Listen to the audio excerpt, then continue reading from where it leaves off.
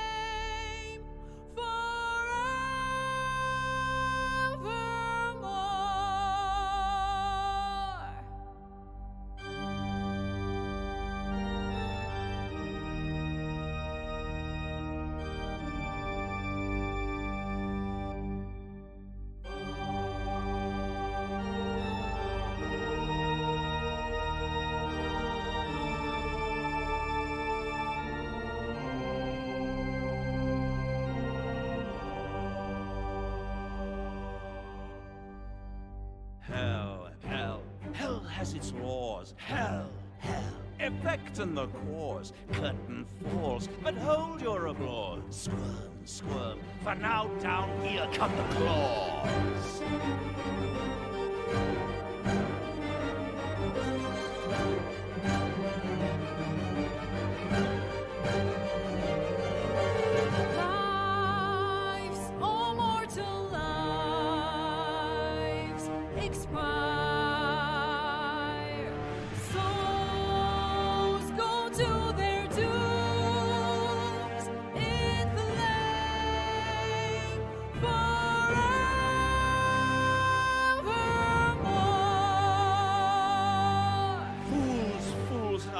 You have fought. Brave, brave, but it's all been for naught. True souls that couldn't be bought. Doomed, detected, and caught.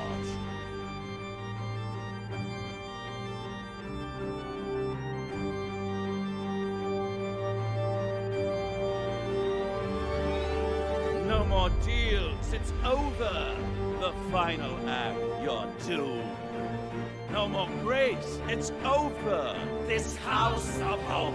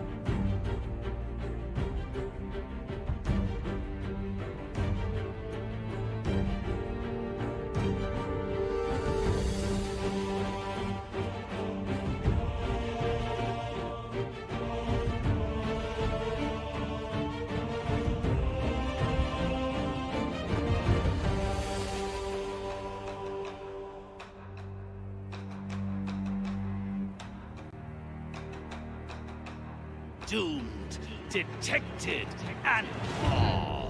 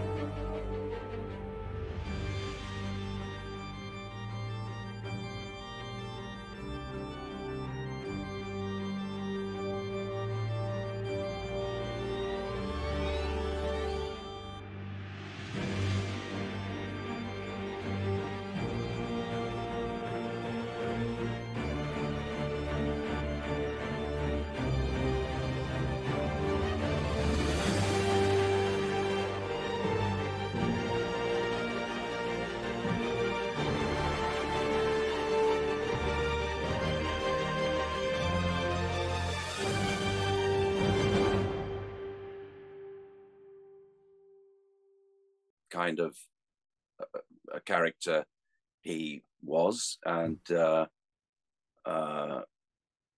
how he should best be played. I mean, once you get the balance right between the charm but also the danger, I mean, that's I think the key to him. His playfulness, his irony, it's all tremendous fun, and that's it, really, just enjoying it and enjoying that power, just being able to sit back on it. So it's a question of just feeling that. I mean, I played parts not quite like this, but where you know, it's a little bit, you know, he's in the Raphael ballpark.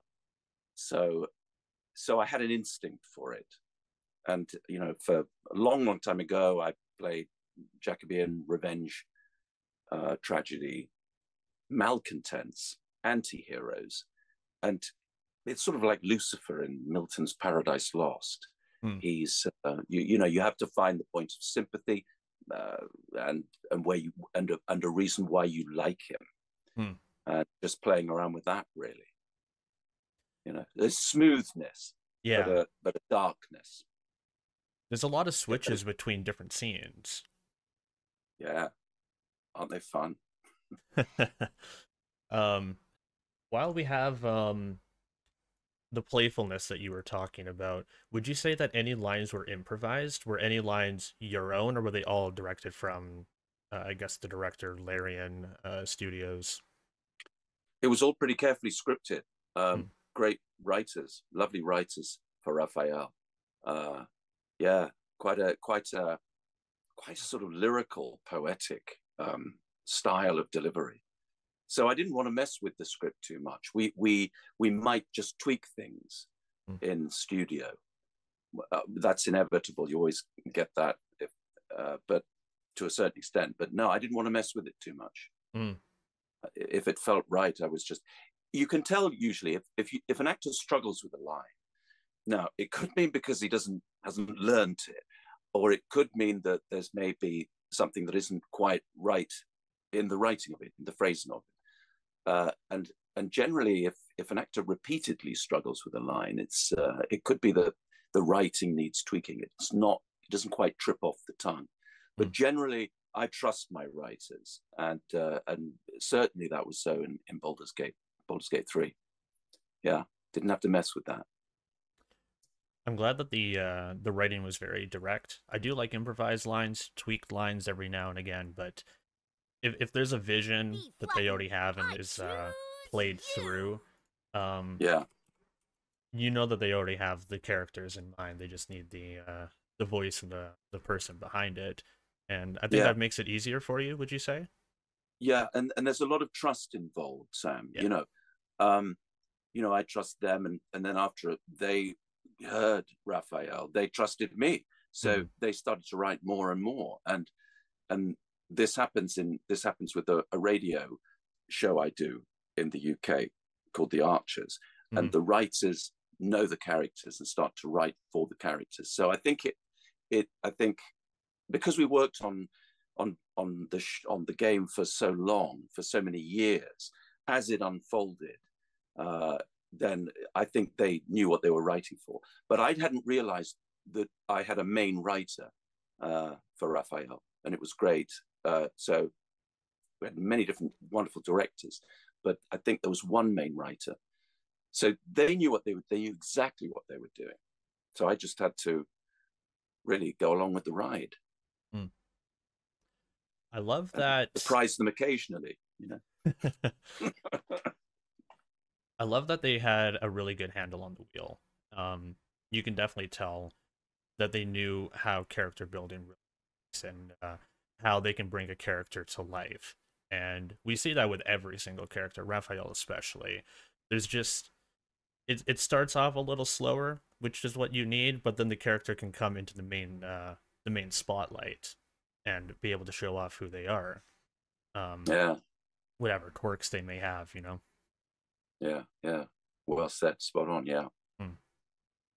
I think one of the big questions, working with Borislav for the Raphael's final act, I have a lot of questions and I could probably fill hours of this, but I just want to know what it was like to work with work with Borislav, because you said that you have never really done like compositions before musically.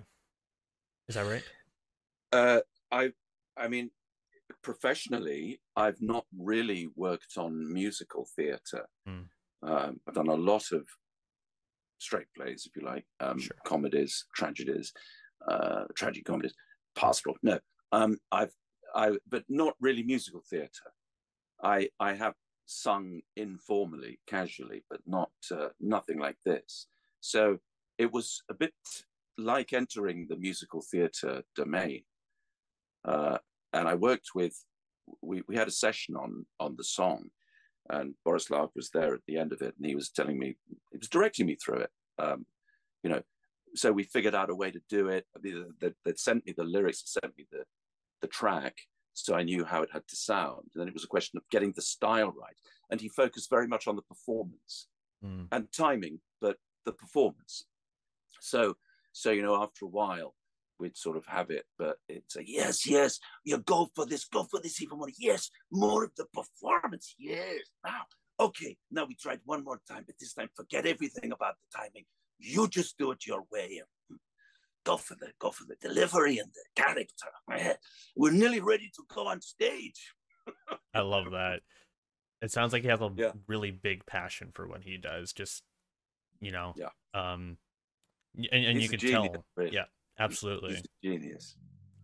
Um, And I'm delighted that everybody loves the song and talks about the song, and how surprised they are, playing the game when suddenly Raphael sings. Some people say in the comments, oh, well, of course he does. Who else would sing their own boss song? Boss. So yeah, that's great. I think there's a lot that goes behind that, and there was a an interview that I heard from the person who voices Bender in Futurama, and he says just bluntly, if you're going to sing the song, and that's very, very, blunt. But if you look behind that a little bit more, there's a lot of things that go into singing the song: confidence, performance, um, and it sounds like Borislav really was able to bring that together.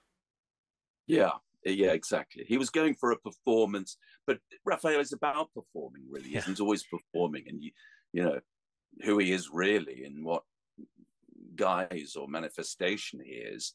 That's all part of the fun and what he's going to do next.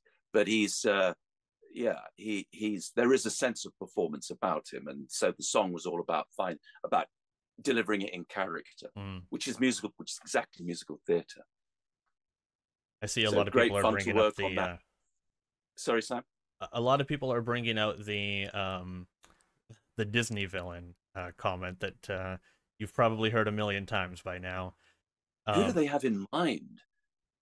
See, the way that I think about it, it's a combination of the song Hellfire from Hunchback of Notre Dame, and then you combine that with the song What's This from Jack Skellington in Nightmare Before Christmas. He repeats the line over and over again, but he changes the way that he says it. When you say hell, hell, you don't just say it in one tone, you say it in many different tones. And that's more Mm, about delivery, right? yeah. Which is what that will come in as well. And then I also get a little bit of Hades from Disney's Hercules. Wow. Get a little bit of that too.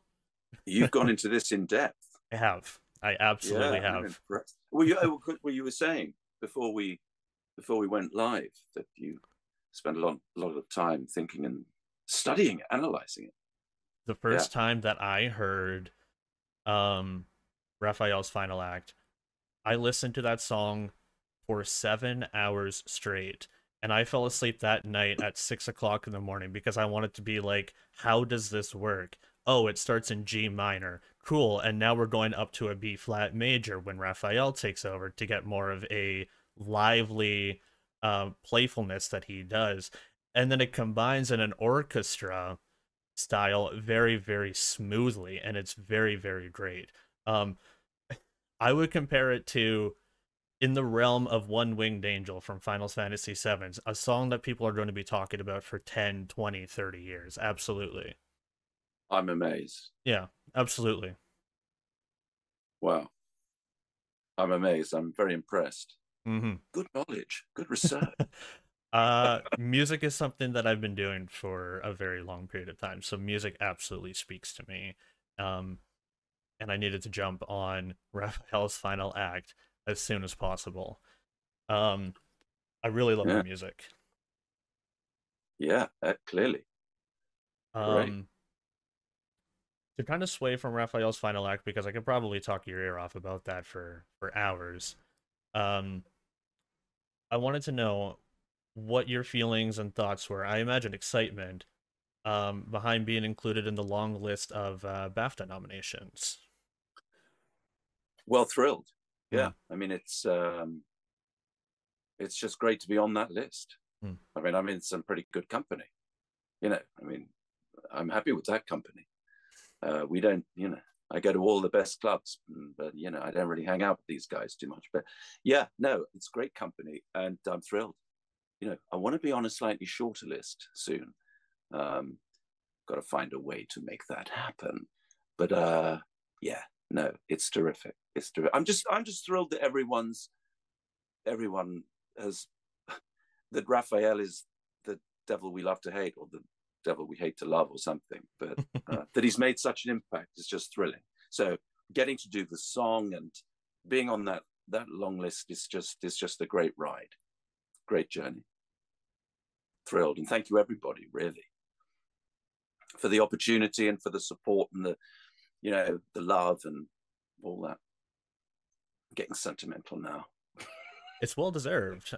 Raphael stole the show for me, not only as a boss, but also as a character. Um, when I Really? got to the end of the game, I was disappointed with the final boss. I was thinking to myself, why am I fighting this side mission? Raphael was the final boss. You stole the show.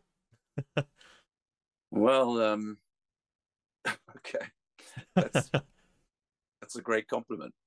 Um, I mean, yeah. I mean, he wasn't intended to be the main villain. Yeah. So he just sort of, you know, pops up here and there, and creates havoc, and tries to make you do dastardly things with yourself, dastardly deals. But you know, but no, he wasn't intended that way. But it's thrilling to that he's taken on his own mission to usurp that place. I I wanted to navigate because I see a lot of people talking about Streamily, and I saw that was an announcement in the last couple days, not even a week. Um, Mm. so with that Streamily announcement, were you considering anything in the future, social media wise, things like Cameo, maybe live conventions, um, perhaps even just common social media like Twitter? What are your thoughts on that? Yeah, I mean, I'm considering. I was considering Cameo, and then I just didn't get around to it. You know, I don't know. I backed away before, but I was planning to do it, Hmm. and then just before Christmas, we got talking about Streamily, and I just went with that. I suppose I could revisit the. Got a lot of signing to do now, but maybe revisit the Cameo thing. Uh, What was the other thing? Convention. Live Yeah, I would conventions. live Yeah. convention. I would certainly consider that, but I've not been invited to any of the conventions. I know that they're happening, and I know Neil and a lot of the other companions, are doing them, which is great. But I don't know. I gather at one convention, some fans were dressing up as Raphael, which Oh is yeah. yeah, why not? Why not? I'll have to dig out my wings uh, and horns. But yeah, great. Yeah, I'd love to. But I mean, I haven't really. I need to be invited along to do those. And there are a lot of companions that are, you know, I guess chosen because they are the companions. I got a Zoom notification that says running out of time. If the call drops, I'll have to send you a re-invitation because it's something about a payment plan or something like that. So if the call drops, I will definitely send you a re-invitation and we'll take over from there. Yep, great. I don't know what Okay. Zoom is on about, but they want me to pay for the upgrade for Zoom apparently to have a longer call. Uh, rude. Yeah, I think we'll send Raphael round to talk to them. Please do. Um, the second most popular question that we got from Twitter, speaking of Raphael and the popularity, did you have expectations for Raphael before the game came out? And did you expect Raphael to be this popular afterwards? I had no idea. I had no idea how popular he would be, or indeed the game would be this popular. And word began to get out, and when we had the pre-release in 2020, was it, or 20? I think it was 2020. We'd already been working on it for maybe 18 months to a year. So the pre-release came out, and I heard that Raphael had made quite an impact. And then we carried on with the more recording. But no, I didn't really know. I was never. I mean, I would go in for occasional sessions. I wasn't there intensively recording, so I knew he was. He's not a main character, but it's great when he gets in the mix, and I hope that's how people feel about him. So I think that the more of the character was written, possibly because of the popularity, but it was certainly a great surprise to me. I was just delighted that everybody was having fun with him. I think it's very easy to say that a lot of people see Raphael as a main character. That's interesting. So when you play the game, you feel he is. Oh yeah, absolutely. There's a even lot though of there's a mixture of extreme like conflict in some instances, but then there's also a lot of instances where he's just playing around with his food, just messing around with the character, especially at first. But then as the writing gets a little bit more in depth, there's a lot more conflict that's attached to it. There's a lot more seriousness to be taken with Raphael. And I think that's where the step into the main character kind of takes over, is once that writing and once that evolving of the character comes together, is what I would say. Right. I'm in the long list, of course, for supporting character. So that hurts to see because it has to be a main character. To me, it's a main character. I think a lot of people would agree too. You're making me feel underpaid, Sam. Raise is definitely needed. Yes, absolutely. Yeah, well, please. We all need that. Yeah. I have a couple of questions from specific people that I really liked that came in on Twitter. The first one is a slightly altered question, but the main question still is there.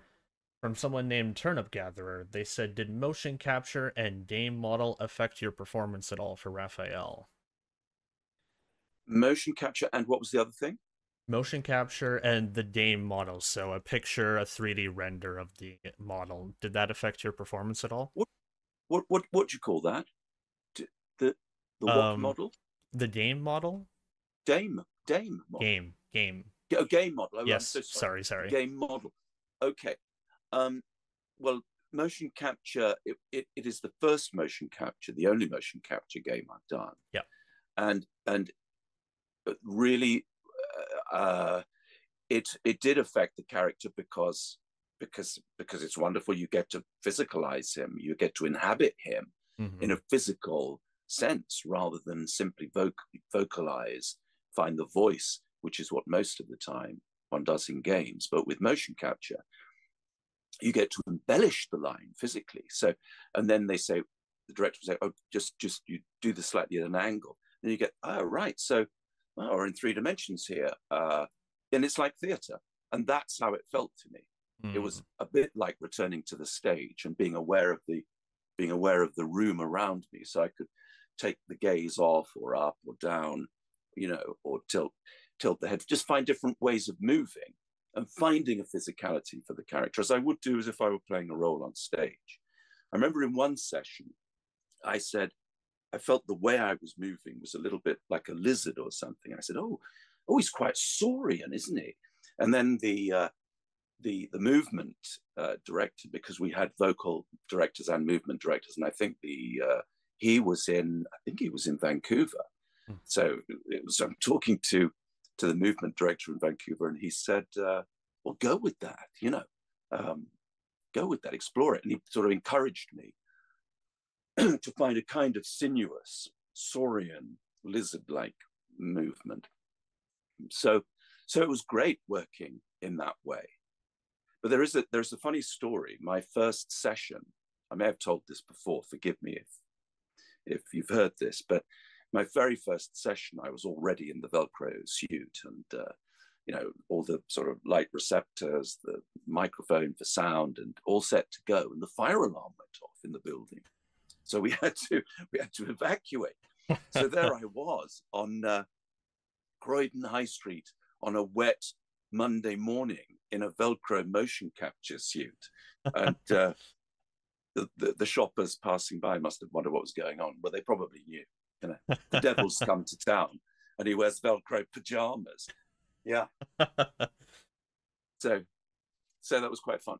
But yeah, the physicalizing was it's great. It just makes it much more satisfying and rewarding. And you can see on the monitor, because the software creates an avatar which looks a little bit like a Power Ranger, which is quite flattering, really. So you can look at it and go, oh, I quite fancy this. You know, and at one point, Mike, I think it was the engineer, he said, well, I can show you what he looks like, what he would look like in game with, you know, in devil form rather than humanoid or Power Ranger form. So I said, yeah, what's he look like?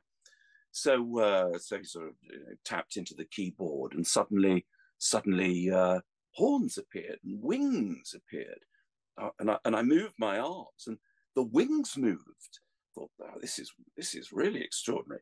And then I turned, went, oh look, he's got a tail.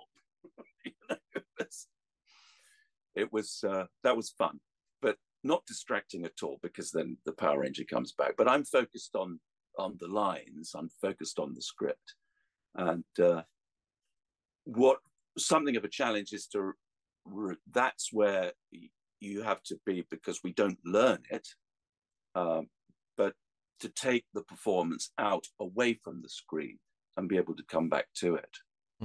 We have the opportunity to do different passes at the line, but we haven't got the unlimited time.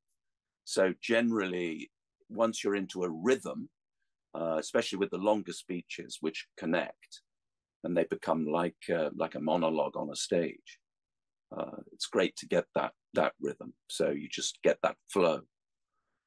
But yeah, being able to take it out to the room or the space, wherever it happens to be, was great. So Zoom is giving me a 1-minute timer to doing cutoff. So I'm gonna have to send you a re-invite in probably whenever that cuts off.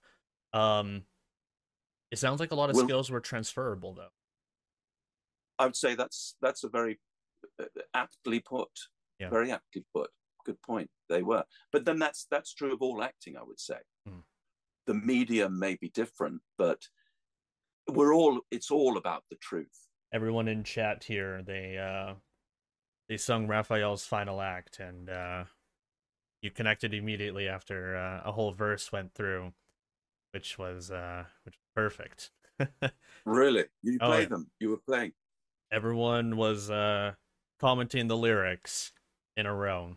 Um, They were what? They were what with the lyrics? they were commenting, they were talking all Commenting. the lyrics. Yeah, yeah. They Uh, ended up singing all the lyrics collectively as a group and saying that they summoned the devil Raphael back. It has Here worked. we are. Here we are. um, Curtain falls, but hold your applause. it just hits you right in the chest. Hits you right in the chest with those lyrics. Um, trying to remember where we were exactly. Um, transferable skills, I believe. Yeah, we That's where were. we were. Transferable skills. Yes, we Yeah. were around that realm. You were saying that all acting has that sort of form of transferable skills, I believe. Absolutely, there's an element of that. Although you have to remember, was it Gielgud who said the style of a play is, finding the right style is knowing what play you're in, what kind of play you're in, you know. And it's a little bit like that with whatever medium you're performing in. I mean, I started in theatre. My training was in theatre, and then I started doing a lot of radio, where you've only got your voice, but then the voice is a major component, your major sort of tool, your major skill, combined with your body, your physicality. There's a line I always feel applies to actors from Shakespeare's All's Well. Parolles says, "Simply the thing I am shall make me live." And there's something about an actor. An actor is simply who he is: his voice, his body, his soul, his heart, his mind. But that's it. You're just working with everything you are and what you have. So when you're standing on a stage, inhabiting a space, commanding a space, physically, vocally, those are the tools you have: your voice and your body, and something probably a little bit magical or indefinable. And maybe that's presence, maybe that's charisma, maybe it's what you get from your fellow actors, because there's a lot of giving involved when the performance goes live, and a lot of generosity. But you've arrived there through work, hard work, rehearsal. Why am I talking about this? Transferable skills. So yeah, so I started doing radio, and my radio audition I was thinking about quite recently, and way back when, in the days when the BBC would give anybody who was in the profession, I mean, it was a closed shop then, you needed an equity card, but they would, if you wrote in, they would audition you, and you had to do just a handful of different speeches showing a different range. So vocally, in terms of different kinds of styles of performance, different age. So then you start to be aware what you can do. And when you simply take away the way you look, how do you create a character? Simply by the way you sound and what you can do with your voice. And it's quite interesting. Oh, I can do that. And also doing audiobooks. I'm doing this all the time, finding different voices for the characters in multiple different scenarios and different styles. And then you have to pitch your voice in different ways. I remember doing an audiobook once, which had about half a dozen FBI, an assortment of FBI agents, CIA agents, New York cops. Like, how am I going to do this? But you somehow do. You find different attitude towards them, a different vocal presence, a different vocal mannerism or something. You can pitch your voice right down. You can find that kind of rough-edged sound to them. I once played a gangster in a Neil Simon play set in the 40s, Lost in Yonkers. That was great. I mean, nobody would cast me as a gangster normally, but I was given the opportunity to do it. We had this wonderful set which looked like an Edward Hopper set, an Edward Hopper painting, and yeah, I suddenly felt, well, you find the way the character moves. He moves like a gangster, and And that's informed by a misspent youth watching 1940s film noir. But I loved it. I loved it, you know, because it was just nobody really would cast me that way because I'm English, right? But you know, you find out what you can do. Why can't I play an American, you know, or anybody else, a Russian? When I started doing computer games, I was playing a lot of Russian heavies. Why? It just, I don't know. I just, you know, cast that Russian actor. Yeah, but he doesn't sound Russian. Well, because he's learned English too well. So yeah, it's strange, but you go with it. You see what happens. You go where the work takes you. But radio was a great period of exploring, and then games started. Well, in fact, I remember the original Broken Sword in the mid-90s used a lot of radio actors, and it was the first time, I think, that that games used voice acting in that particular way. So I turned up, and it was like doing a radio play, but instead of a narrative, a linear narrative, it was a games narrative where you had multiple options, and here we are, however many years later. Yeah, and it's different, and it's exploring different layers, and you play different options and explore. You know, yeah.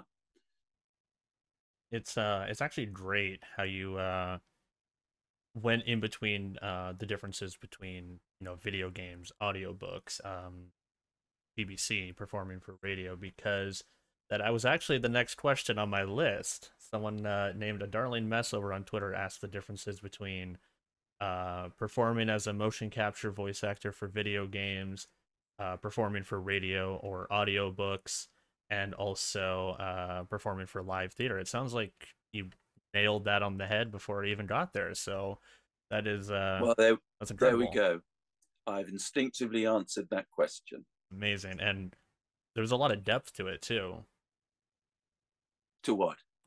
To just the entirety of it, because you would, outside looking in, you would think it's there's a simplicity to it, but there really isn't a simplicity to it.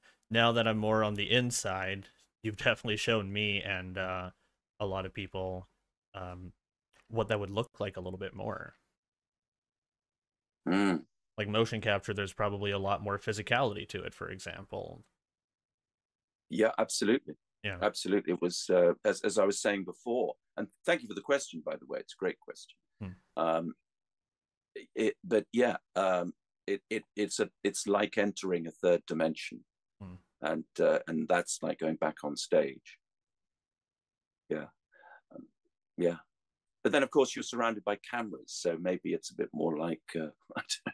But in film or TV, you don't have 20 cameras above and behind you, tracking your every movement. And then you get to when the technology starts to break down, because it's really it's quite tricky. And then it even picks up the movements of the hands. So there are chips in the gloves. So we go through these elaborate, elaborate movement sessions while the software and the cameras are working to pick up your movement and create the avatar. But yeah, so everything is, you know, you test that everything's working. So that's but you don't do that in radio. But but I always say this though, Sam. People sometimes ask me about radio, and every time I think about it, I think, no, radio is an incredibly physical medium. I mean, we physicalize it as much as we can. When we do The Archers, the Radio 4, BBC Radio 4 soap, which has been running for 73 years, and I've been in it 21 years this month. It's crazy. But that's nothing. My grandmother is 103 and she retired recently. And I just think, come on, Gran, let's just come on. Don't, you're just doing it deliberately now. Come on, get back to studio. No, she's wonderful. But yeah, what was I saying? something about, where was I? Previously talking About the physicality of radio. Yeah. We physicalize it really as much as possible, and in the studio we have different physical and acoustic spaces.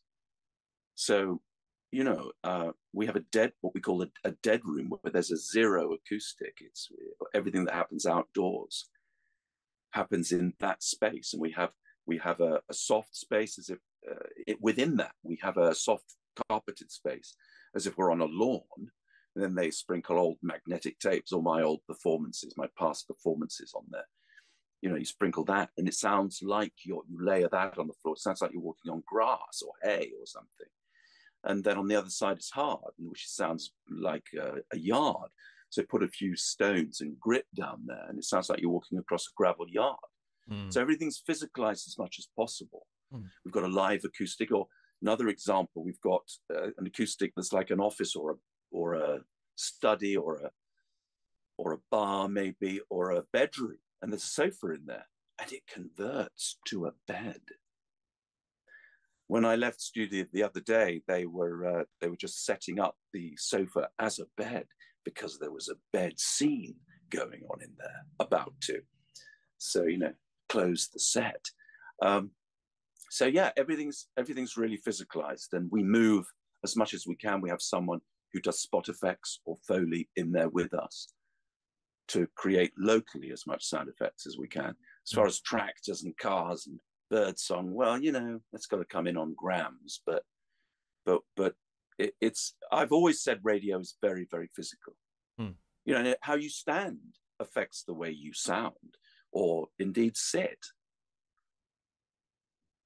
We did this whole series of episodes once, where a flood happened across the village, and we had to recreate this sense of water everywhere, and people drowning, and it was, you know, gasping for air in water. There were lots of buckets around, and very clever effects were going on, where it sounded almost like, at one point, if you imagine the microphone like a camera, it sort of followed the person who was in the water below the water line, because you could hear me calling from outside the water, some way off. Very clever, yeah. So it's not just people standing around with scripts. Everybody who is here, I challenge you today, this is your homework, by the way, go ahead and look at some behind the scenes footage, just motion capture, and I think that you will be completely, like your eyes will be wide open to see, and what actually goes on behind the scene. If you really want to see a cool one, Benedict Cumberbatch and playing Smaug, you might like that one. Highly recommend. In what? Playing Smaug in Lord of the Rings. Oh. Yeah. It's there's a lot of cool things that go on, and seeing that footage is incredible, at least for someone like myself. A lot of fun. Yeah. I have one more Twitter question. This one comes from someone named Missy Goes Meow. Do you have a particular role that you would like to perform? Whoa. Wow, don't tempt me. After Raphael, what can I possibly say? More of him, I don't know. Well, the great part for any actor, but I'm probably too old to play Hamlet now, so you have to think Shakespeare. So maybe, well, King Lear would be, I mean, Kenneth Branagh's just played King Lear, so maybe it would be King Lear. But I just, I'd love to do I love doing comedy too. So I don't know. Yeah, restoration comedies maybe. Aren't too many of those around at the moment. No. Villains are always great to play. They have all the best lines. They have the most fun. They have the most fun indeed. Yeah. So yeah, I don't know. Bring on the next villain. Um, yeah, I think a lot of people would love to see more Raphael. I personally would love to see more Raphael. Myself, I hope there's a lot more to come because I'm very, very entertained by how Raphael carries himself, how you carry the voice behind Raphael. Very monumental villain. Oh, thank you. What's interesting about all these characters and villains, and that this also um, goes back to what I was saying about Jacobean revenge heroes, anti-heroes, is when you have two sides which might seem to be in conflict, but it's the light and shade, the contradictions of a character, which is so much fun to play. So although he's dark, Raphael, and we know we suspect, we mistrust his intentions, of course. What's fun is when you find that playfulness, and that is wonderful. When you can find the lightness in the darkness, or the darkness in the lightness, and when you can explore all those different things. So you've got someone who you detest or loathe or should do, but you can't help but be drawn to them. You can't help but admire them. And we all know people like that in life. So, yeah, those are the interest, the contradictions, the enigmas. That's great. The mysteries, the mystery of life that we can explore through these characters and in the way they interact. My mind went straight to Bob Ross, actually, when he was talking about the light and dark together for example, a painting.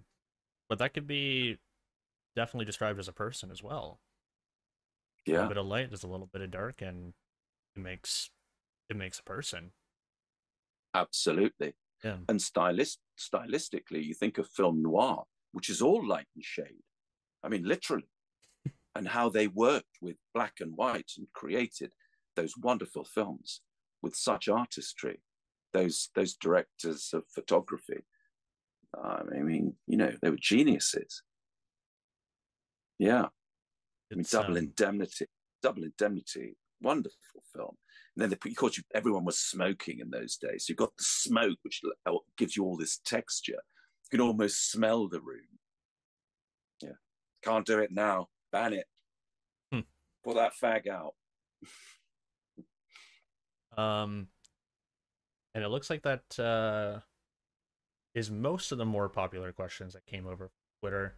How would you feel about taking some live questions and answers from who we have here? Yeah, great. Okay, Sam. All right. Hit me with Fire some away. questions, everybody. I will find one that kind of particularly jumps out, and we'll explore that together. Give them a couple of moments for the chat delay. Um, Typing. yeah, Everybody's typing. fingers are Jack, flying away. Jackie Mason, the great comedian, was in it. I saw him do a live show, and he said, "Everybody, all these directors of companies, they're all typing nowadays. They're doing their emails, they're sending emails, they're typing, and they press send, and the email goes. Then they pick up the phone, they say, 'Did you get my email?'" True uh, story. No, true joke. I like this one here. It comes from someone named Peak Deek. Do any of your family or friends know about your performance as Raphael? Do they find your role as such a cunning villain humorous at all? And they also said, amazing job as him, by the way. Oh, thank you. Do they know about him? Yeah. Yes, they do know about him. Do they? Are they amused by it? What was it? Are they amused by it? Yeah, do they find humor in it? Is it amusing for such a cunning villain? They're probably bemused by him. I don't know. Um, yeah, I don't think any of them have played the game, Hmm. but they've seen extracts on YouTube. So I think they're sort of interested and intrigued and, you know, bemused by it. But my sister-in-law said she didn't know that he sang last night. So I said, "Oh, you don't know the song?" So I had to send her the link to the song. But it was my brother's birthday, so you know, they were out having fun. Just a quick little jump on that with the demo track. The other person who sang in the song, did you hear their voice in the demo track at all, or was it just the music itself? I was trying to think of this the other day, and I'm not sure if there was another singer on the guide track. Maybe it was just the music. That would make sense. I think it was. I think it was because we worked on getting the timing of when to come in, because there's quite a long intro. It's about a minute or so of intro, and the girls, you know, the choric part of the song comes in first, and then there's a pause, and then Raphael sings, and we were working on the timing of that, and I think I might not have needed to work on it so much if that had been sung on the guide. So I don't think it was. Okay, that makes complete sense. Got to get voice to music layered just by itself before adding more layers. That would make complete sense. Right. To kind of combine a couple of them, did you have a favorite and least favorite line? Of Raphael's? Yes. No. There are some that stand out because everybody quotes them, and yeah, there are some that I remember and enjoyed, but there aren't any that I don't have least favorite lines. No. You know, lines like, you know, when hope has been whittled down to the very marrow of despair, that's when I'll come knocking on your door. I remember lines like that. It's just such a tease. Hope, such a tease. and the laughs that you put in there as well. There was a few times where when Raphael would tease the player, at the end there would just be this haunting laugh that followed it, and you just get blown away because it's so few and far between. It happens only a couple of times, but when it hits you, it hits you.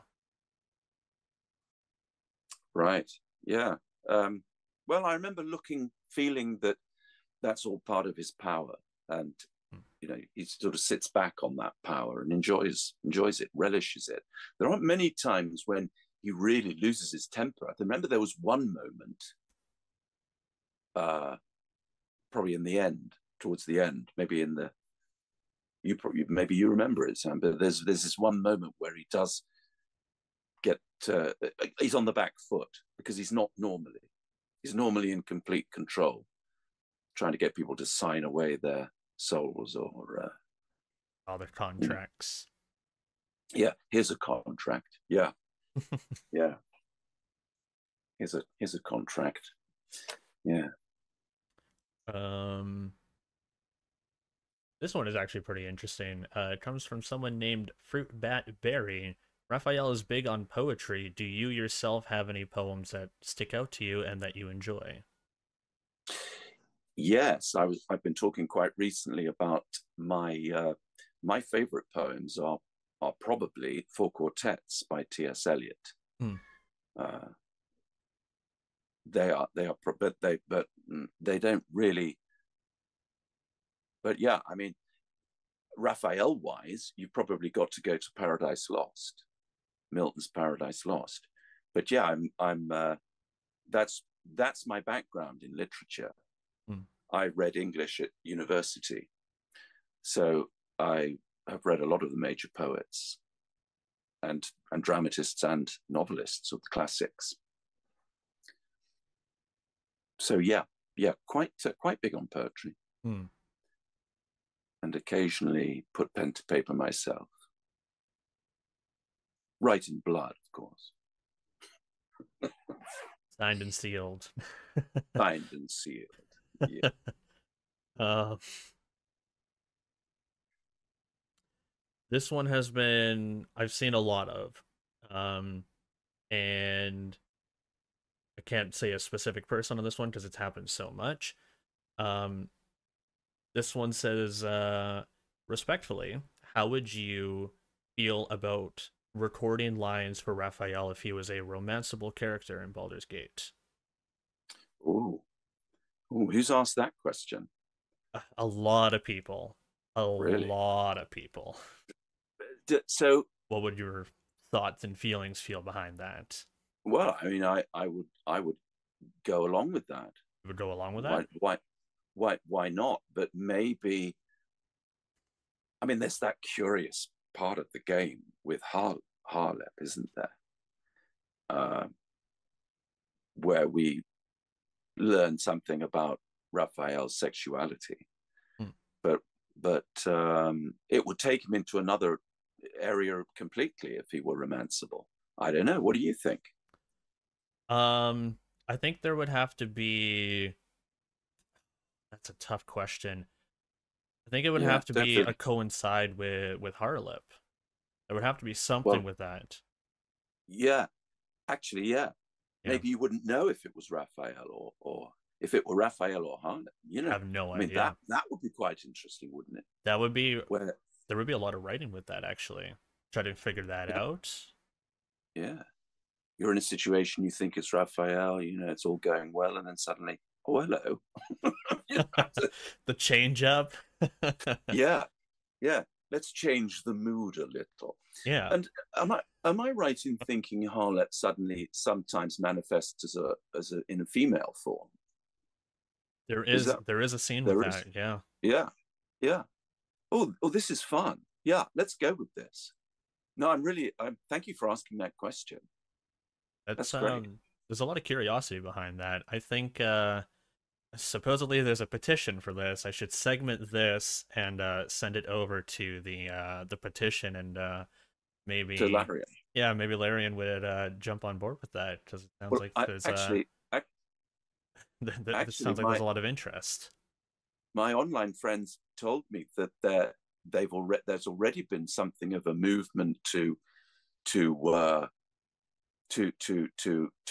bring in I think this element of romance into Raphael's story. I think I have, yeah. So I wonder, yeah.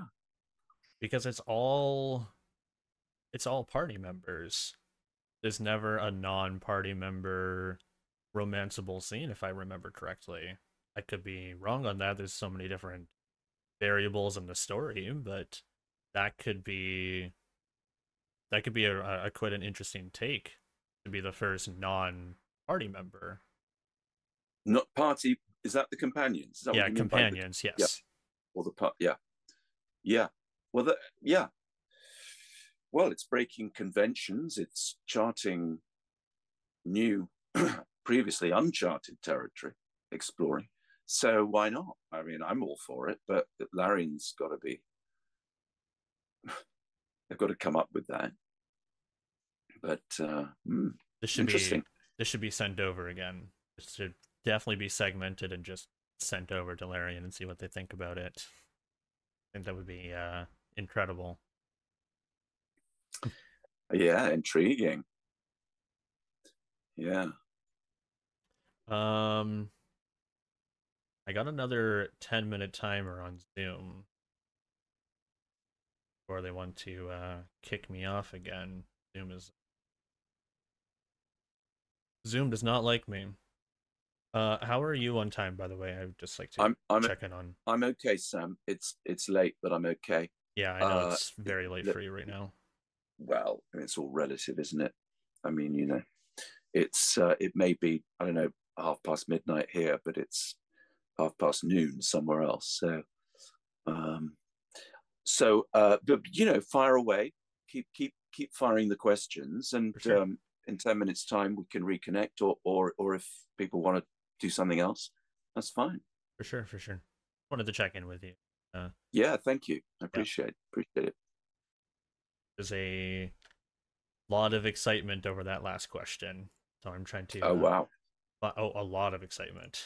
a lot of excitement. A lot of excitement. So I'm trying to filter It's through getting and very find.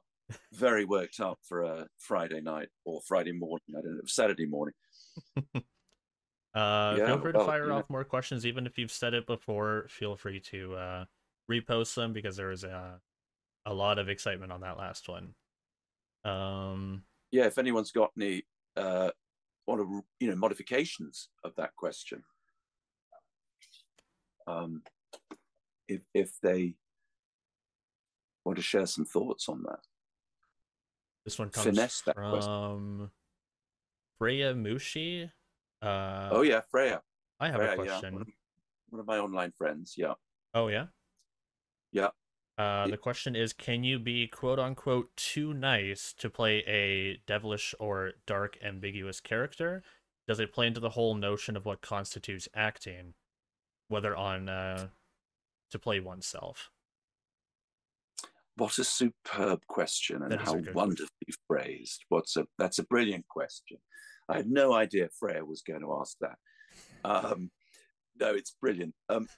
You're laughing. It's can you be too nice to play the devil? And what is it? Well, it's look. Of course, it's all to do with, isn't it? That sort of darker, tapping into that darker side.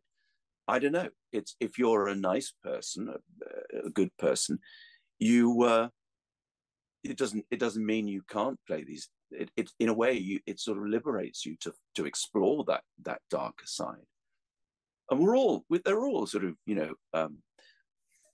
positive and negative aspects to our personalities. It's all about that light and dark. So I think there's no reason at all why a nice person can't play the devil, or a devil play a nice, charming person. And that's quite a lot of the time how Raphael manifests himself. He appears in the guise of someone charming. So yeah, it's great fun to explore those parameters. But yeah, we shouldn't just be limited to playing ourselves. It's much more interesting when we're exploring different facets of ourselves, the multiple facets of the human condition. And when you're playing a villain, I mean, for example, if you have to play a murderer, what you have to try to make that, but you have to find some point of contact. Well, how do you do that? You have to try to explore why he behaves the way he does. You may not necessarily approve of his actions, but you have to try to figure out his motives and what's brought him to this. And that's where you might find, well, what's his backstory? What was he damaged in his youth? Is he suffering some trauma? Is this how the trauma manifests itself, in some darker demonic side? This is all part of this is one of the great things we can do as an actor. Explore these different facets. Ask those questions. Why are we the way we are?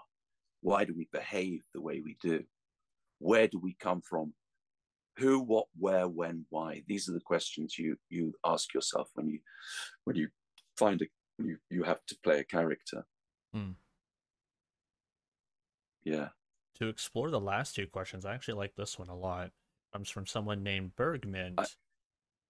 I've just been Instagrammed. Yeah. So if someone's enjoying the interview.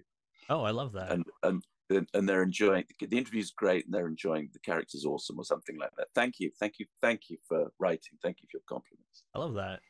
I'm flattered. But we are on B flat. We are flattered. We're all flattered here, right? Sorry, Sam, go for it.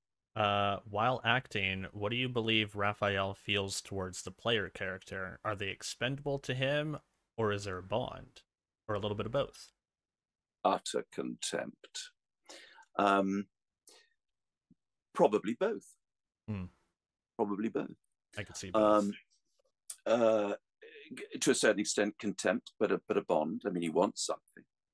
He wants that contract. He wants to do that deal.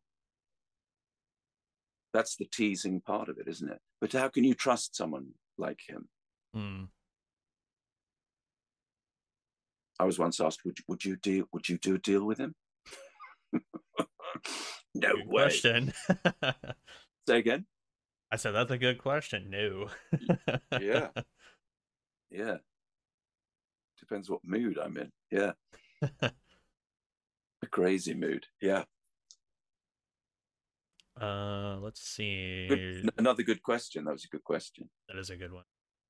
Zoom is giving a 3-minute timer. We may need to reconnect, but you direct me on that. You let me know about where you're at time wise.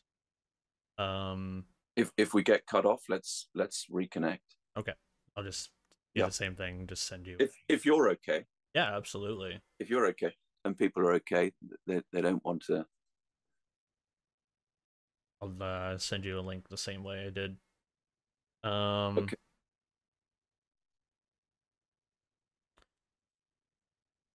From Void Foxling, you've talked about how Raphael reminds you of, I might mispronounce this, Jacobean villains. How is Harlip as a character compared to that? It's a good question. Another good question. Yeah. Another good question. Finding the right style, but keeping close to Raphael, close enough to Raphael, but making him more camp, making him just weird and more camp, more sort of, I don't know, theatrical, just pushing Raphael to an extreme. Yeah, that was the way into Harlep, really. Yeah, finding a sort of almost feminine side to him. Someone just said Harlip is like Raphael, just turned up to the dial to 11. There you go. There you go. It's a good one. Dial to 11, but tapping into his feminine nature. I'm going to mispronounce his last name, but Brenda Galvo. My apologies if I butchered that. Is there any aspect of Raphael that you see in yourself, or is there something of yourself that you put behind the character? That's a good question. Probably a bit of both of those things. I think. I mean, if I were, because it's me playing Raphael, there's a lot of me that is in him. I mean, I'm not talking about his personality particularly, but it's my interpretation of him. So there's going to be a lot of me in it.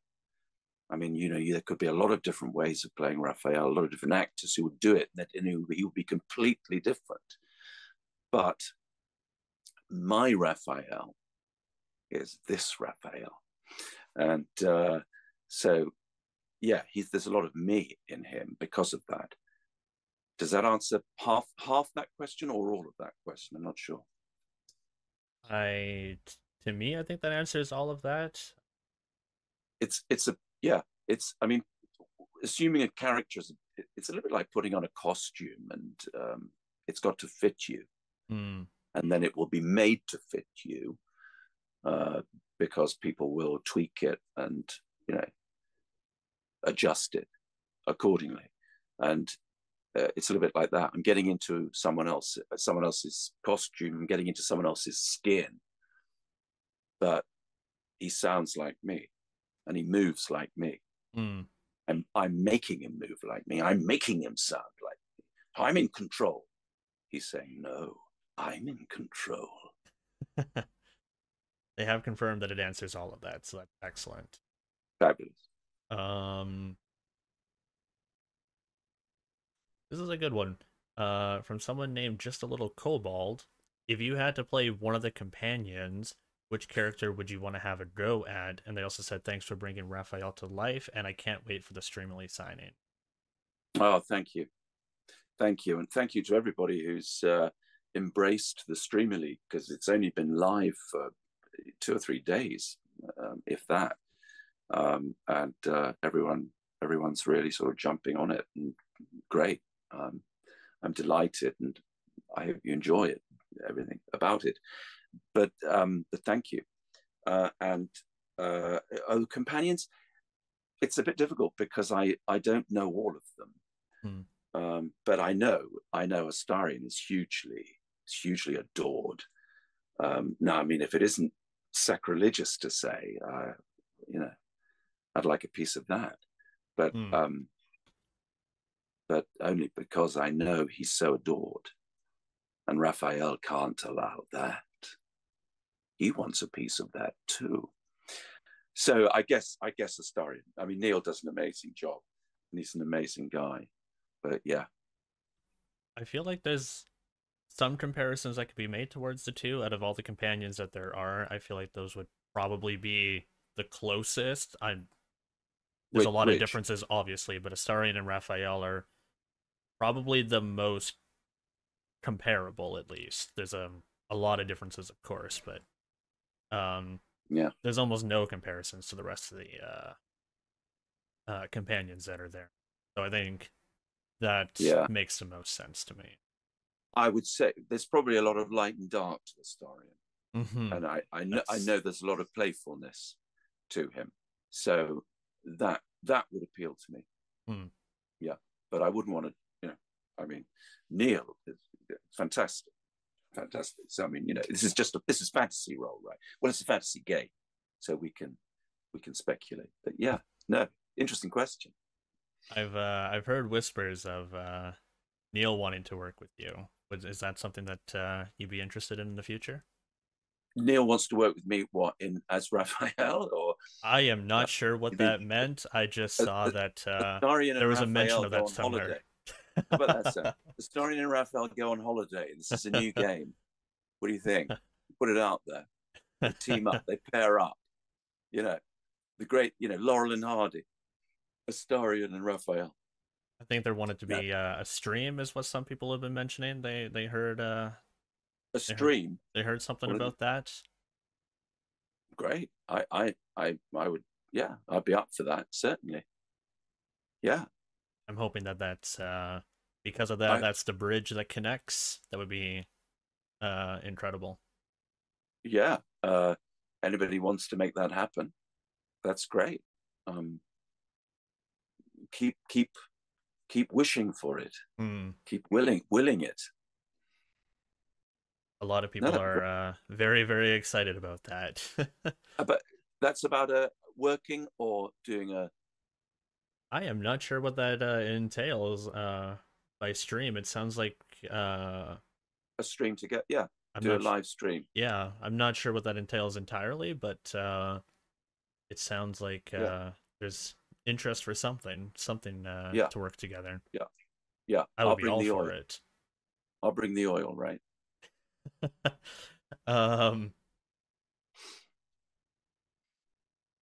A lot of people are wishing it into existence, it seems. I'm very excited for that.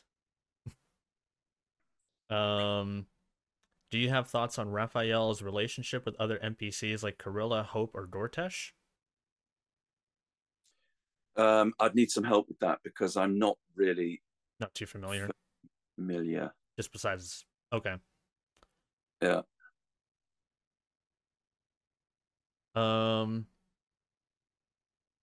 I wish I would be able to translate that a little bit better, but I'm not Raphael.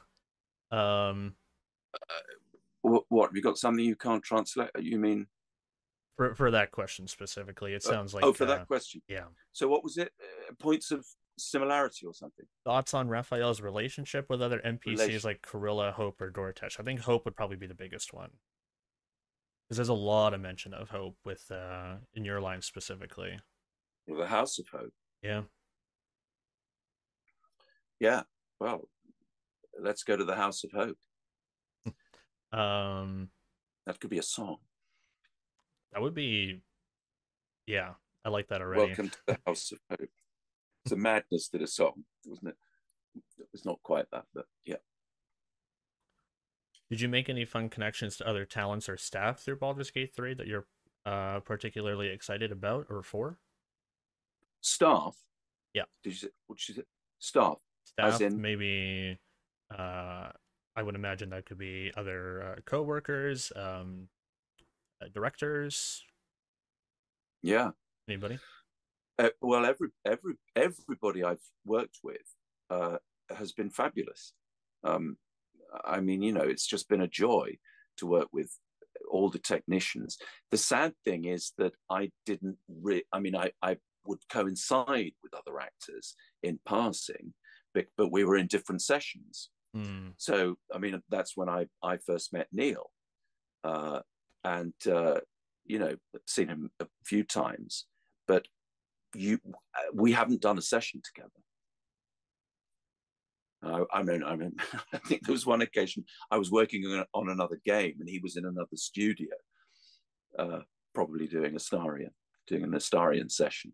But it'd be great if one could work with others, because we are really isolated when we go into a session. It's a strange thing. it sounds like And no that's lines were done together then. lines, yeah, Yeah. very rarely, Mm, if ever, as I recall. I mean, we would be fed the lines, but you're in the studio alone, which is a slightly odd thing. mm. It'd be great if we could do something together. And that's true of a lot of games. You're in Yeah. studio on your own. I mean, you're interacting with the control room, with the technicians. I was try to watch their reactions, or make them laugh or something, or entertain them in some way. Because that's the thing with audiobooks, you're on your own. Yeah. And I sometimes I sort of go off script and make it up just to make the producer laugh or test them. But you can't do that all the time. Some people are quite serious, and you're constantly watching the clock. How are we doing for time? Have we hit the mark yet? Have we, do we have time to stop and tell a story, or go and have a coffee? But yeah, you're on a treadmill with a book. Yeah, the concentration with an audiobook is second to none, because it's you're the narrator, you're playing all the characters. The focus required, the preparation required, it's really extraordinary. Like running a marathon. Sorry, went off pieced there. No, no, no. Absolutely. If there's any side quests that you have in terms of stories or answering questions, by all means, I love those the most, actually. Right. Those are the most Right. fun. Yeah. From someone named His Majesty, do you remember any scene or line that you had the most fun with? As Raphael? Yeah. Well, I suppose that the line about when hope is whittled down to the very marrow of despair. Mm. And what's better than a devil you don't know, a devil you do? I mean, that's one of my favorite lines. I feel like that's probably one of the most repeated lines, or lines that you Yeah, probably hear the most. I think so. One of the technicians had a book and was collecting the autographs of many of the cast and the companions and so on. And I remember he asked me to sign it, so I did as Raphael. And then and I think I put that underneath it. What's better than a devil you don't know? ... I feel like that would be great to put next to a signature. Mm.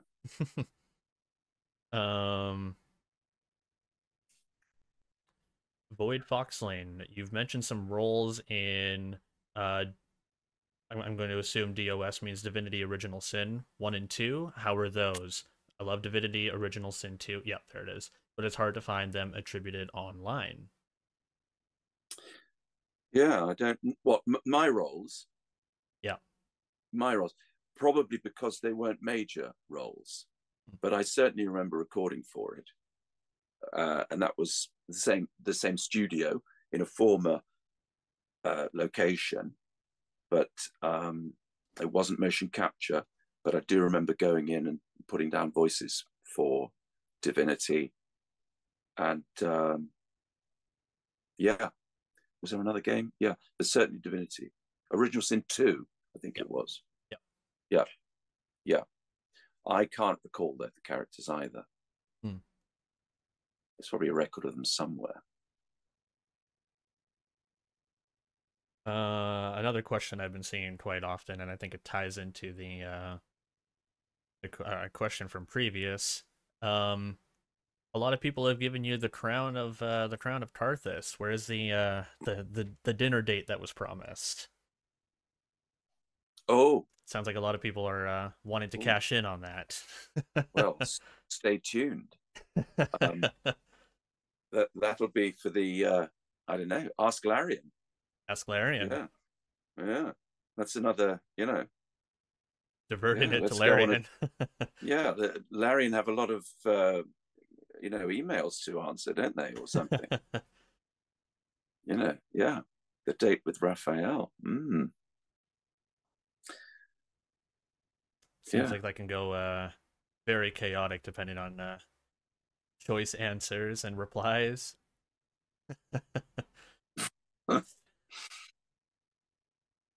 Wouldn't want to know. I wonder if he'll have to be wearing the crown of Karthus on the date, of course. What if it's like a centerpiece? Oh well. Or would he never just leave that out of his sight? No way. Not leave the hands. True. Depends what the date is, of course. Yeah. I know just the place. From someone named Chef, what was your favorite audiobook to record? Wow, that's a question and a half. You've done tons. I've recorded so many. I mean, hundreds. Oh yeah. And the books on Audible, that's not even all of them. But it's difficult to, the most memorable, I mean, I was asked to record 1984, Orwell's 1984. It doesn't get much better than that. But then I was asked also to record the children's classic, it's more than a children's classic, The Wind in the Willows, that I adored, and exploring all those voices, all those characters, finding all those voices. And there's a wonderful chapter that I didn't remember from reading it as a kid, where he meets the god Pan, or they meet the god Pan, Ratty and Mole. They go upriver into this dark part of the river. And it's a standalone chapter. You think, where did this come from? And it might even be, someone out there might know this. I want a Piper at the Gates of Dawn. It's a Pink Floyd album. Now, something tells me that there's something about that chapter that connects. Maybe it's the title of the chapter. I do remember, I don't recall exactly what it is, but there's something about that. I went to see a play yesterday in London that involved the god Pan. Isn't that weird? Yeah, and Pink Floyd. Perfect timing. Because the role of the Stop Odds Rock and Roll, it references Pink Floyd and Syd Barrett, who was part of the original lineup, who went slightly crazy, and about whom Shine On You Crazy Diamond is written. It's written about him. Wind in the Willows is such a treat to listen to. Somebody said. Say again? Someone said Wind in the Willows is such a treat to listen to. There's a lot of do they know of your audiobooks here. Do they know my reading? Because there are many of them. But I'm very, very proud and pleased with that recording. I mean, it's wonderful when you get to play Toad, who's this rather sort of spiky, aristocratic, rather silly character. But then there's Badger, who's very mature. Don't be silly, Toad. And then you've got Mo, and I sort of did a kind of tribute to, Alan Bennett and great fun. Great fun. I found as a kid the Stoats and Weasels a bit scary. They were great. The Wild Wood, isn't that terrific? The Wild Wood. Yeah, why wouldn't you? Yeah. I've done a lot of Warhammer 40k books and recorded the Night Lords trilogy. If any Warhammer 40k fans are listening, they're it's a very popular trilogy, and I'm very pleased with those. They're dark. They were dark. Then those Night Lords, you couldn't take them anywhere. Yeah, no, that they were fun, and the novels of Belinda Bauer. If anybody likes crime fiction, I've read 3 or 4 of those, and she writes like the dialogue. It's like sometimes you feel with an audiobook you're wading through treacle if the sentences are too long or they're overwritten or you just don't quite feel that they flow. But with Belinda Bauer, the words came off the paper like silk. It was amazing. The dialogue, it was like a play or a film script. The descriptions were just right. There was always something slightly off kilter with her book, something slightly dark. It was never just crime. There was always something a little bit darker than that you couldn't quite define. So I did enjoy those psychological thrillers. I recorded 20,000 Leagues Under the Sea, which had a great deal more Latin than I anticipated, not just a science fiction classic. I thought that the flora and fauna, the lists of flora and fauna, would never end at times. And but of course, yes, he forecast so many 20th century innovations, scientific innovations. But yeah, the novels of Tad. Any epic fantasy fans, the novels of Tad Williams, I've recorded at least 2 trilogies of those. It's like Game of Thrones. He's cited by George R.R. Martin as being a major influence. Oh wow! I once said, someone said, "Oh, are they like Game of Thrones?" I said, "Well, what's the plot of Game of Thrones?" And then they described the plot of Game of Thrones in 2 or 3 sentences. And I said, "Well, you've just described the plot of the Dragonbone Chair, which is part of Memory. Is it Memory Storm? No, Memory Thorn." And anyway, yeah, the first trilogy, Memory Thorn. Well, Memory's gone anyway. That's one of the swords. It's named after the swords. That's not quite right. It's late here. Yeah. Sorry, Sam. On to the... Yeah. No. It sounds like a lot of people are enjoying the mentions of previous work. It sounds like some people were saying that they have it on their wish list. Some people are listening to it before they go to bed. Some are listening to it right now. There's a lot of excitement about the about my book. Yeah, well, about books and also the stories. Yeah. Because... another thing that I mentioned to one of my online fat friends, the John Sinclair audio dramas. They're like films, but entirely in sound. And John Sinclair is this is like a special agent detective, kind of working for Scotland Yard Special Division, and he ends up he's a rather dark character with a rather tortured, dark past. Again, fascinating, but he ends up exploring things that cannot be solved because there's some supernatural element to them. So he ends up chasing zombies down and mummies that have come to life and vampires. But John Sinclair, they are huge in Germany, and the directors and producers from the publishing people came over to the UK a few years ago, and we recorded about 15 of them, I think it was, in London. I actually ended up going to Germany, to Cologne, to record at least 1 or 2, but it coincided with the John Sinclair convention there. So coming back to your question about conventions, I remember going there, but not many people knew about the English versions of John Sinclair. But they're fun if anybody wants to try those on Spotify. They were fun to record. Heavily post-produced, lots of layers of sound. you can hear everything. It's like like listening to a film noir, but in only in sound. Yeah. Already, someone said that they already listened to all of them twice over already. That's incredible. Oh wow, who said that? That was from someone named Angel Layer Cake. Oh, That they've listened to them all twice already. Beat me to it. Great, thank you. Hope you enjoyed them. There was a question that I saw earlier. If Baldur's Gate 3 turned into a live action film, would you want to play Raphael as a live action version? How could I say no to that? That would be amazing. That would be. What's that game that? Say again. That would be an incredible journey to see how they could bring it together.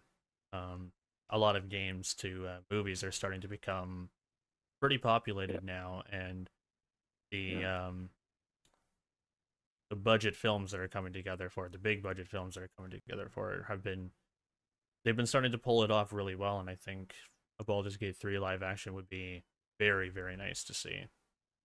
Well, there was what's that one, the game, The Last of Us or something? Was that the name of it? If I got the name right? The Last of Us? That was, I think that was a TV show. It was turned into an HBO series, yeah. Yeah, zombies, yeah. Yep. But good, it was a good show. Yeah, that's an example. And I guess The Witcher is another example. That started as a game. Yeah, big one. And there's a deal between Games Workshop, who are Warhammer 40K, and Amazon. And I don't know quite where that's going. They're still working on scripts, I think, but it's been announced that there's they're teaming up. Speaking of Witcher, you had a voice in The Witcher 3. I did. Yep. Yeah. Yeah. That was yeah, you did. There was a voice in The Witcher 3. I remember the character. His name Jacques, right? Yes. Yeah. Yes. He was pretty dark. That was I remember doing a lot of research prior to this, and I saw that, and then the cogwheels were turning together, and I said, "Oh my gosh, that's right! Wow." Being able to see all the past work before today showed up, it blows your mind when you recognize someone for one thing, and then you see all the prior, and everything kind of just comes together as a timeline, and it's incredible to see. It's one of my favorite parts about researching. Yeah, well, yeah. Yeah, thanks, Sam. Yeah. Yeah, we all came from somewhere, didn't we? One of my moderators have said that they wanted to pull a question that was kind of interesting. Someone asked earlier if Mr. Wincott has any upcoming roles that you can announce or tease. Not that I can really talk about. That's fair. I think. Yeah. I think is the only answer I can really give. Yeah. Is that which is the question? So that's the question. No, that's not the question your moderator pulled. That was the one that they pulled from somebody else. They wanted to highlight that question because I must have missed it somewhere. Right. Curse those NDAs, right? Curse NDAs. Yeah, rip them up. Like a Raphael contract, isn't it? Where would you like me to sign this NDA? You must be joking. Yeah. Right on the dotted line would be fine. Really? Yeah. What's a dotted line?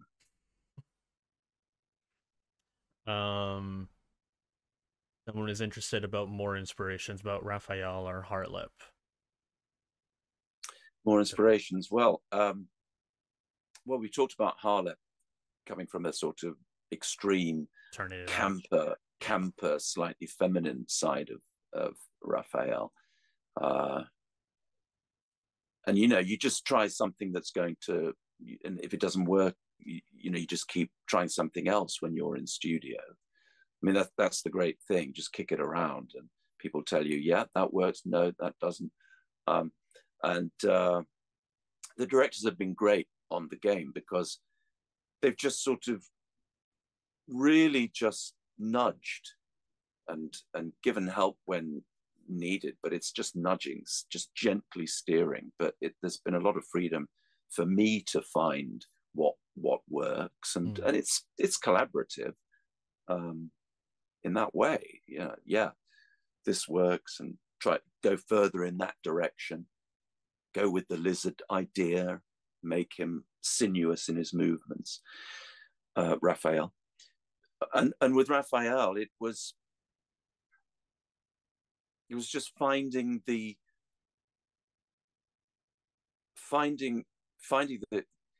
movement, his posture, his style, finding the style, the way he would stand, the way he would speak.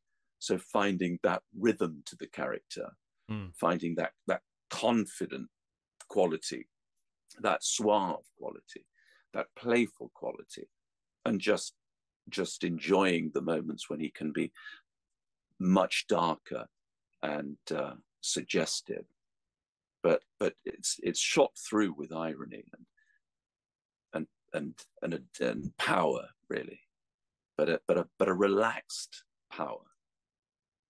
So it was all those ideas, really, and all that. A lot of that comes from. I mean, I've talked a couple of times about Jacobean revenge character anti-heroes, that they have a sort of heroic quality to them, but there's a much darker side to them. They're motivated by something ambiguous or tainted, almost in some way, corrupt in some way, because that's the world they move in. And one feels that with Raphael. He's only the devil's son, isn't he? Poor chap. One has to feel so sorry for him. Sorry. Go on, Sam. Yeah. No, all good. I realize that it's getting quite late for you, and I've got the Zoom notification again. Would it be all right if I asked you one more question? I know that it's very late for you. Don't worry. Don't worry. This question was quite interesting. For voice actors wanting to get into audiobooks, video game roles, what would be some sort of advice that you could give for up-and-comers who want to get into the industry or business? So audiobooks and games and that side of the business. Yeah. Well, I would say get a show reel done. So go and record something in multiple characters, multiple styles. So narration, character. Think of.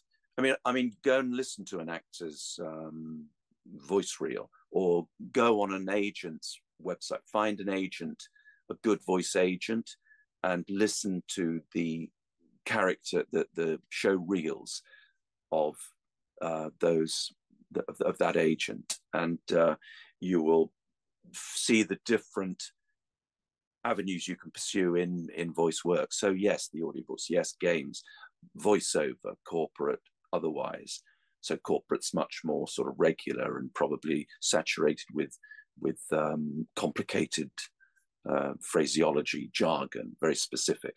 But being able to master that, as well as storytelling and character, as well as wild and wacky maybe characters for games or animation. So think about all that, put it all together, put a show reel down, don't make it too long, and then start writing to the agents. It's not easy, but if you want to do it, that's probably the best thing you can do. And write enthusiastically and include your what you've recorded on the reel. I know that this is just me speaking. I know a friend of mine who does films.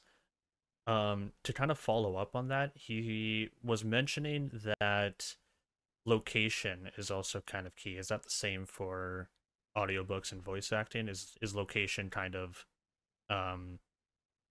does that play a part? Where studios are located, for example? In what way? In what way where studios are located? Say there's a say there's a casting, Yeah. and they want people to attend the studio. It would probably be a lot easier if you were in the same location or close to the same location as the studio. Is that something that would be holding true? Well, in the UK, it's not so important because, well, there will be studios in other cities. I suppose, yes, everything is still largely centered in London, but not exclusively. There are studios, recording audiobook studios all over the country. And in fact, a lot of people have their own studios now. They record audiobooks from home and do a rough edit on them. If you want to do that, I like to go into a studio where I've got some interaction rather than record at home and think, no, I can do that better. And then 3 hours later, you're still on one chapter. But,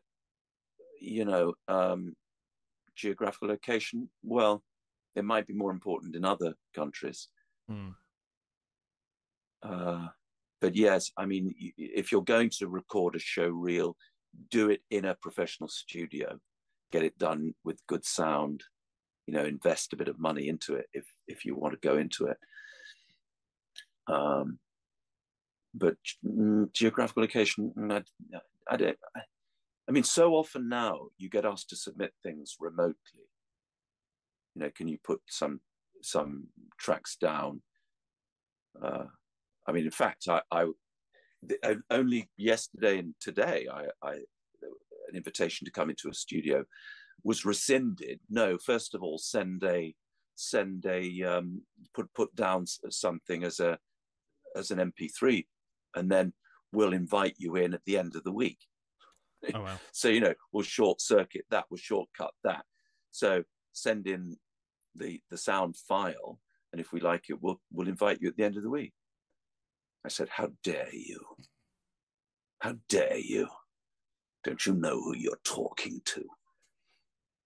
Yeah, but this is it. You have to. So yeah, that's an example of recording MP3s, sending it in remotely. I mean, since the pandemic, one imagines these studios just inundated with MP3 files.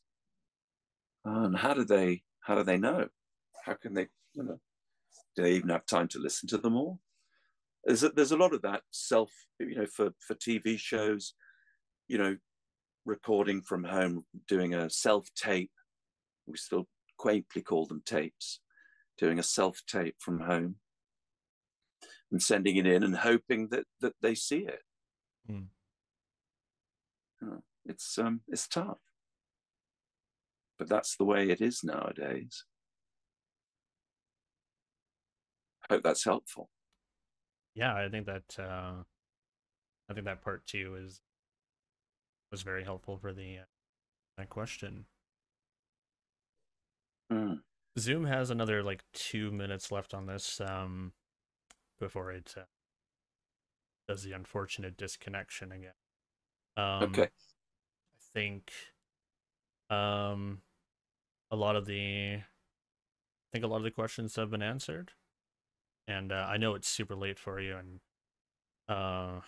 tomorrow is another morning, of course. We're already into it. We're already into it, Sam. You're 1:30 or something? 120. Yeah, Yeah, 120. you should probably get some sleep, my friend. Well, you're very kind. You're very thoughtful. It's up to you. While I'm here, if people are still listening and want to carry on, we can do one more if you like. We can do one or more. if people are kind of people are peeling off, saying, shut up already. I want to go out or whatever. Or perhaps have breakfast. I don't know. I'm doing pancakes. Shut up. It's it's your call. You're running the show. I'm here.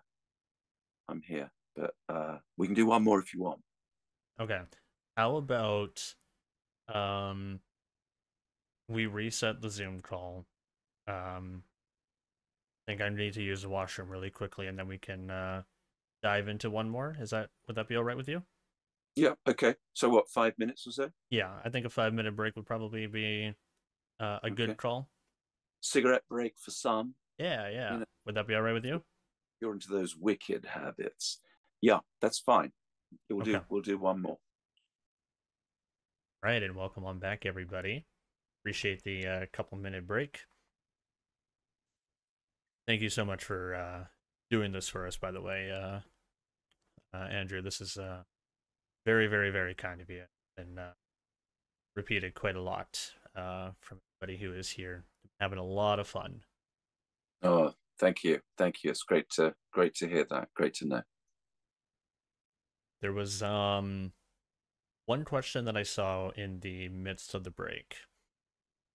I think that would be kind of fun. Someone mentioned that we've been receiving a lot of Raphael. However, they mentioned impersonations or impressions. I think I've seen you give a couple on another interview. Curious what you have for the folks. Wow. I don't want to test your voice. That's late at night. If you don't want to, that's totally okay. Well, you mean what? Who? You mean what kind of impressions who I do? Mm-hmm. Well, I suppose Ian McKellen would be. It's all very well. When I played Gandalf, I really felt as if I'd moved into another dimension as an actor. I've been on the stage for so long, but I really wanted to play a famous wizard, as well as Paul Bettany's part in Wimbledon. All the world's a stage, and all the men and women very poorly cast. Yeah, so a bit of fun with Ian McKellen. And there was, if any UK fans are out, I don't know, was Paul O'Grady, is he well known around the world? He does have a following, actually. I know he's very popular in Canada, but we lost him, sadly. We lost Paul last year. He's no longer with us. But, I had fun with him once, because I needed to find a character and, it needed to be from the north. So I pushed him towards Birkenhead, and I needed to find a voice that was located somewhere around my range. I was playing, it was in Schaffer's Black Comedy. And I was trying to find a voice that would work, but he couldn't, I didn't want to sort of pitch it too high. And then I saw Paul used to do this drag act, and he did Blankety Blank as Lily Savage. He created this wonderful persona, this drag queen, Lily Savage. And there he was doing Blankety Blank, this quiz show, but as Lily. And I thought, that's the voice. And I suddenly found, that worked for me. So that's why I played the character. He's supposed to be from the north, and that's what it was. Yeah. So I had fun with that. Can't remember who else I do really. Mick Jagger. Yeah. It's quite fun. If you can get Mick into an audio book or something. Sort of playing through the nose a bit, and it's sort of. Well, it's only rock and roll. Only fucking down there, isn't it? David Bowie used to do a really good impression of Mick Jagger. I think it was on a Parkinson interview, and he went to see before Bowie was famous. He went to see the Stones, and I think it was the the Academy in Brixton, which is not far from here. And he said Bowie describes somebody heckling the Stones, and somebody shouted out from the audience, "Get your hair cut!" And Jagger came back quick as a knife and said, "Well, it looked like you." And Bowie tells this story. It is on YouTube on a Parkinson episode. Well, it looked like you. Yeah. I think for a good sign off, to combine 3 questions in one, because that's just what we do here. We go over the top just a little bit. If I could ask for a test of the voice one more time, if I may. Some people were asking for a little Raphael improv, with the scene being a contract that could be given to either myself or you. What would that look like? And the final send-off maybe ended up with "Good night, little mouse." How does that sound? Yeah. I don't know quite what I'm improvising with the contract. What am I improvising? Raphael maybe offering a contract to somebody, yourself maybe. What would be one that you would take? That I would take? Yeah. With him? Yeah. Maybe chat with the romance date. Could be that. Right. So you want this as Raphael? Okay. So who am I inviting on this date? How about you, Sam? I'll invite you on this date. Absolutely. Let's do it. Well, Sam, it's awfully nice to spend some time with you this evening, but I think we should take things to a whole new level, don't you? I was thinking perhaps a date together, just the two of us, somewhere secluded, romantic, dimly lit, of course, with fine wine and excellent dining, wonderful music. I know just the place, the House of Hope. That's when you'll come knocking on my door. Good night, little mouse. Was that the right line to it?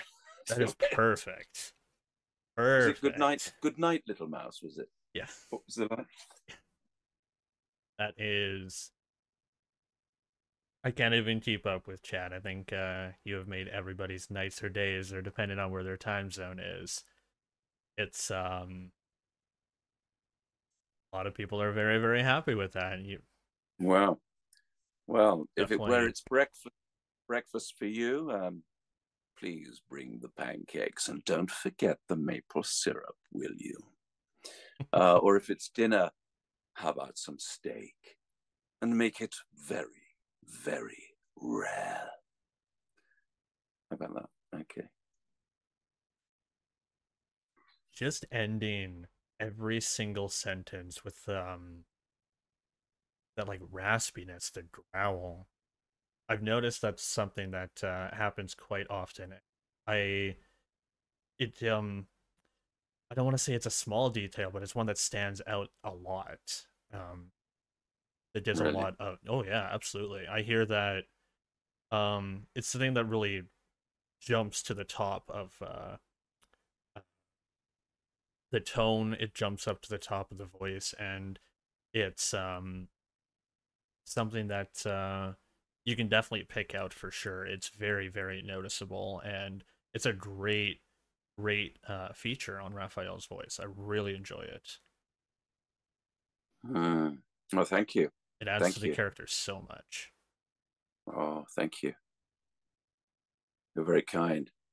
Um, I think I think Christopher Walken does that. You know, I'm a great admirer of the way he moves his voice, and he has a kind of, you know, very strange way of, you know, everything will be, the rhythms will be strange, and then his voice will go into some. He always breaks the rules. I love him for that. And then he does a pop video where he dances. You know, he's a hoofer. I mean, you know, it's unbelievable. So talented. Yeah. He always plays it, those interesting characters, those dark, slightly disturbed, you know, he's got crazy eyes. Yeah. Yeah. Maybe he was a subconscious influence on Raphael. I hadn't thought of that really. That would be an interesting. Ah, That's just come to me really, just in the talk while we've been chatting.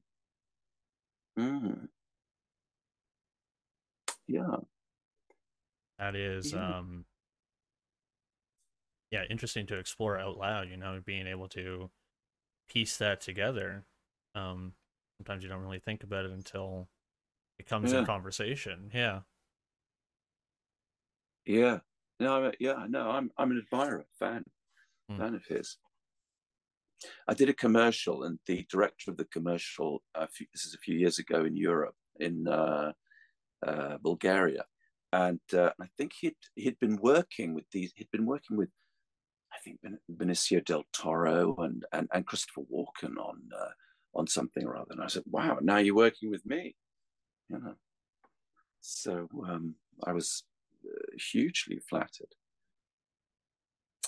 We've come back to flattered. We've come back to the name of the show. It's a nice, nice circle. Yeah. Big circle to the uh, circular motion back to start. That's amazing. The end is where we start from. In my end is my beginning. Quoting the four quartets. With the end in mind, um, I always like to extend this to guests. We, myself and everybody here, I believe we would love to have you again.